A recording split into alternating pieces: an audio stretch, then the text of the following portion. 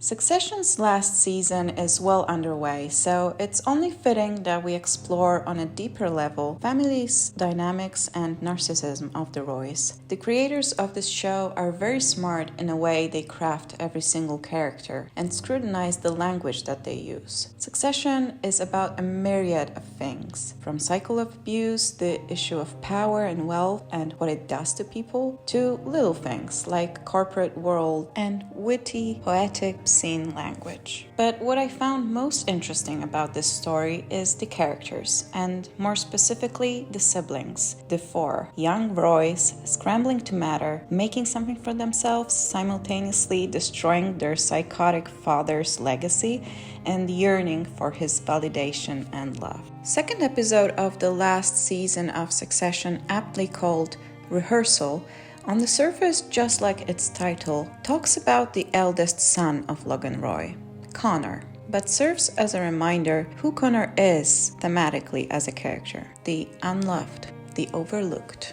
Despite his lack of influence or respect within the family, Connor sees himself as the savior of the Roy Empire. He believes he alone has the wisdom and the morals necessary to guide his family to success, power, and influence. Thus, he becomes obsessed with ecological and environmental issues, runs for president with little to no success, and tries to remain impartial in the growing conflict between the kids and their father. He also likes the idea of being normal, but only through cosplaying being a regular Joe. This self-aggrandizing posture and overinflated ego leads to everyone treating Connor as crazy one, but for the most part harmless individual that needs to be coddled and subdued. We also learn that Logan had his mother committed, leaving us with a sense that her crazy is rubbing off on him, whether justifiably or not. In one of the last scenes of the episode, Logan sits down with his children and tells them that they are not serious people. Logan's self-fulfilling prophecy for his children, even though working differently for each of them, is very true for Connor. He is not a serious person. He is an eternal Peter Pan figure that learned to live in his fantasy world because he never received love and affection from the people closest to him. He's constantly seeking validation, closeness, and empathy from his father and his siblings, but they rarely acknowledge him or take him seriously. His ideas are dismissed or ridiculed, and his feelings, like all the feelings in the Roy family, are brushed off and forgotten. Taking cues from his father, Connor treats his love relationships as transactions, partnering with and deciding to marry a woman who is essentially bought by him. Even then, he still remains true to his fantasy-induced worldview, not willing to acknowledge that she doesn't really care about him or that he may have all the control and power in this relationship.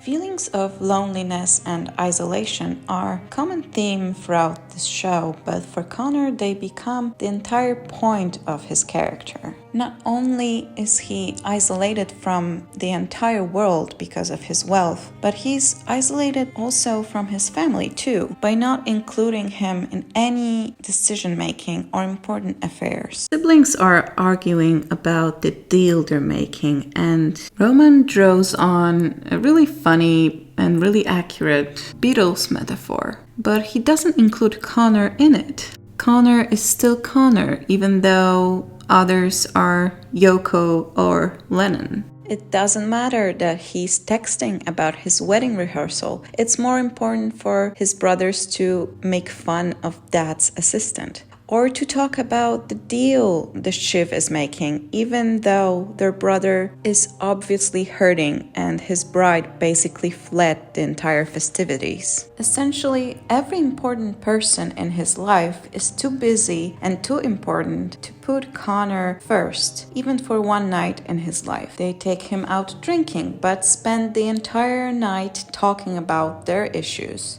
ridiculing him for being worried about Willa, his bride. They present no remorse in acting in their best interest, not wanting to compromise for him with the most important things. So, begrudgingly, they compromise with going to karaoke. And even though Connor goes on to give a big speech about how he learned to live without love, he still craves it. He wants his dad to be at his wedding, so he tips him off about their location. But as always, he isn't credited for it, and certainly not rewarded for it. The episode's title, Rehearsal, might make us think that for once both the story and the characters are putting Connor in the forefront, but as always, it is a trick. Even though it is his wedding rehearsal night, it acts as a dress rehearsal for all the deals, conflicts, and betrayals we are about to receive from the other players in the game. Same thing goes for episodes 3 and 4, titled Connor's Wedding and Honeymoon State. They continue this strategy. On the surface, we're there to experience Connor's wedding, when in reality, Logan's death takes precedence. Honeymoon states show us everyone sharpening their teeth for a piece of Logan's empire and influence,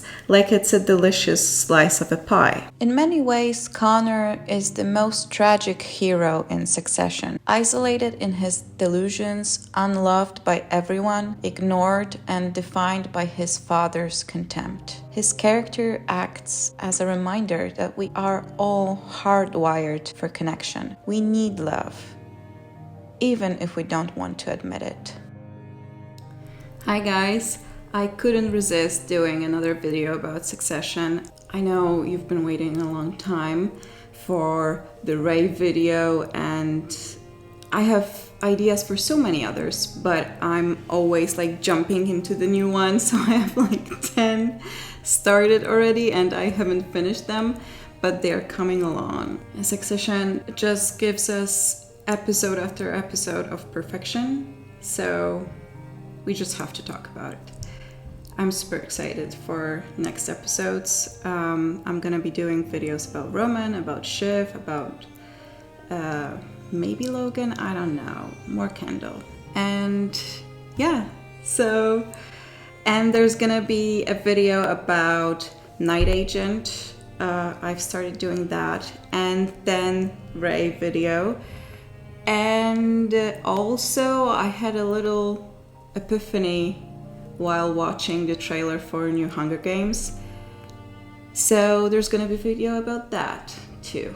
Thank you so much for watching, and I will see you later.